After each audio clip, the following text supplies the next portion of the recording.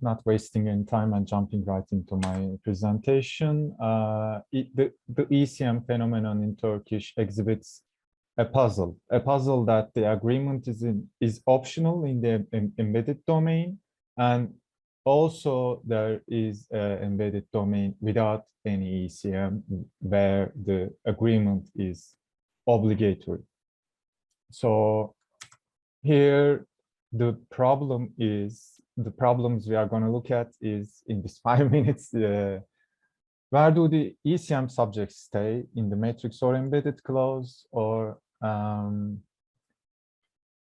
as the agreement happens in the embedded domain, we assume that nominative case assignment is also happening. So how do we account for this without violating the activity condition, which states that DPs that have case cannot get more case? So basically, there are various accounts for Turkish for last 3 decades about this phenomenon. Of course, I'm not going to cover these here, but there are basically 3 approaches: raising, long distance agreement, and a prolapse account. So this was my MA thesis, and I have 4 arguments that I think the ECM subject moves into the matrix domain. So first, my first argument comes from passivization. Basically, the ECM subject can be passivized as a matrix domain subject, as in 4b.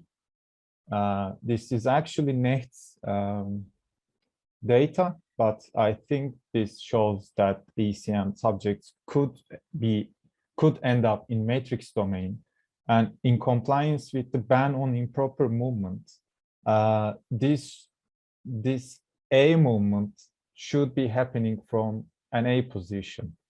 So something cannot move from an A bar position to A position. So another argument comes from negation scope. This could be a bit complicated for people that are not native speakers of Turkish, but I can summarize this as that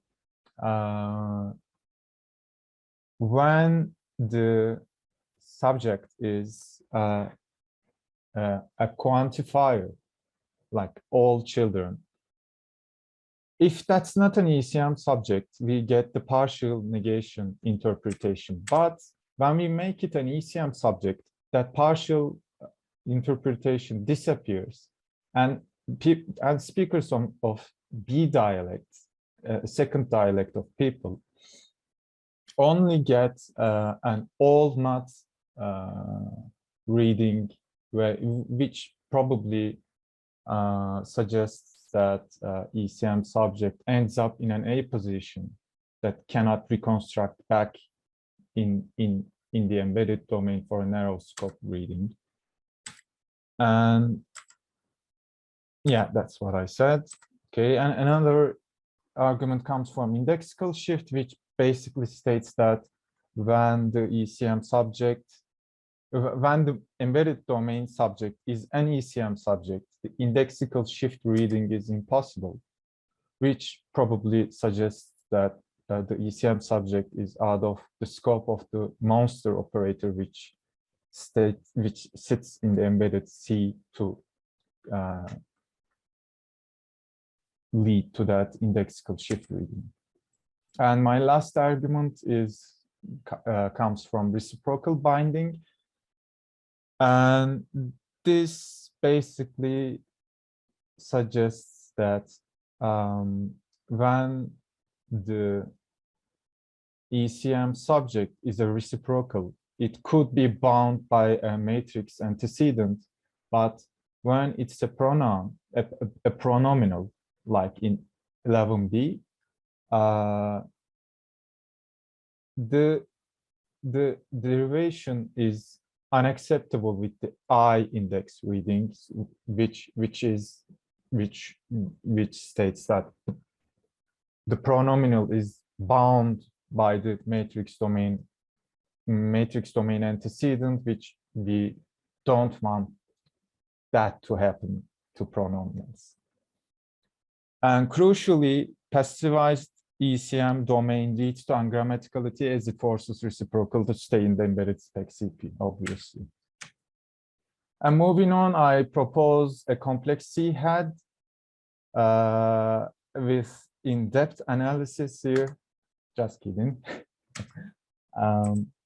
But basically, I think there is a complex composite C-head in the embedded domain that where the nominative case assigner tense head could be inactive for some reason, like head adjoining to C, and the C bears 5 features. So the A to A movement could happen to the matrix domain. And for the data without the read, I'm summing up. And for the structure without agreement, I think 5 features somehow inaccessible. I don't know why yet. I have some argumentations for that, but I'm not sure yet. And that's all. Thank you. Thanks for listening.